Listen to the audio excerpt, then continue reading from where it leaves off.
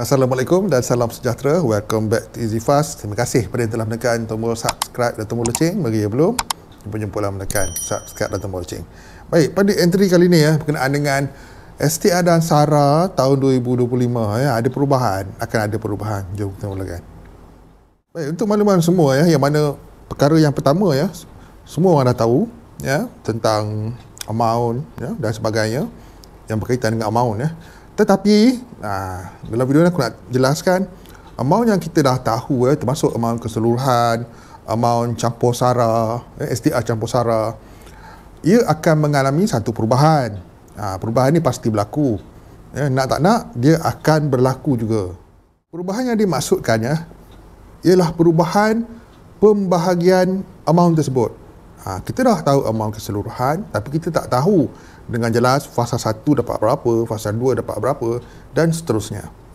Dan amount campur SARA bagaimana, amount tanpa SARA pula bagaimana, SARA pula akan dibayar pada bila kan. Benda tu akan diperjelaskan So far apa yang boleh aku sampaikan ada desas-desus yang sampai ke pengetahuan aku tapi benda ni tidak sahih lagi. Cuma aku nak kongsikan pembayaran STR 2025 fasa 1 dikatakan akan mengikut acuan STR tahun 2024 ni, yang mana pada fasa 1 golongan isi rumah akan mendapat sehingga RM500. Yang ini kita kena tunggu dan lihat bagaimana amount pembahagian fasa 1 nanti. Tapi dikabarkan begitulah akan mengikut acuan yang sama. Jadi kalau benar fasa 1 sebanyak RM500, itu sangat melegakan terutama untuk golongan isi rumah lah sebab kalau kita nak tengok STR 2024 ni memang betul pun fasa 1 RM500 untuk isi rumah, sangat melegakan. Tapi betul ke tidak untuk tahun depan pun akan sama, RM500 untuk fasa pertama isi rumah. Baik, itu perkara yang pertama.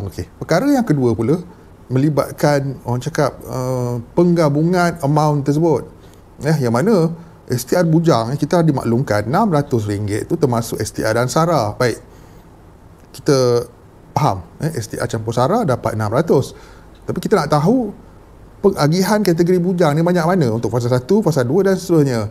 Dan sekira ianya memang dicampurkan dengan SARA, bagaimana pula mekanisme pembayarannya. Perkara itu antara lain yang akan mengalami perubahan yang mana kita akan tahu mana perkara ini akan diupdate dalam FAQ yang terbaru nanti, tak lama lagi je pun, dan akan ada makluman tentang perkara ni. Yang ini memang kita nak tahu sangat.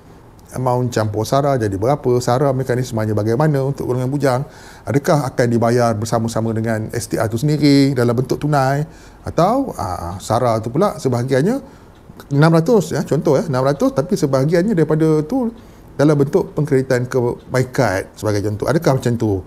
Jadi perkara-perkara ini memang akan diumumkan dan akan berlaku perubahan yang mana kita akan tahu perubahan di MySTR itu sendiri, yang pertama. Yang kedua, perubahan dalam jadual pembayaran dan perubahan dalam status pembayaran.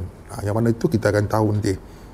Walau bagaimanapun amount tunggal ataupun amount hakiki STR tetap sama. Dah dinyatakan amount tu tetap sama. Amount SARA bukan miskin pun sama. Amount SARA miskin dan miskin tengah pun sama. Tiada perubahan di bahagian amount. Amount setiap section tu sama. Cuma pembahagian amount itu untuk setiap fasa dan golongan bujang pembayarannya macam mana sebab ia bercampur dengan SARA.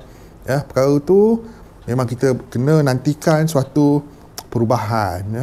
Perubahan macam aku cakap tadi, untuk kita tahu dengan betul-betul tepat pengagihan setiap bayaran tersebut, termasuk isi rumah yang digembar-gemburkan sebanyak RM500 untuk fasa 1 tahun depan.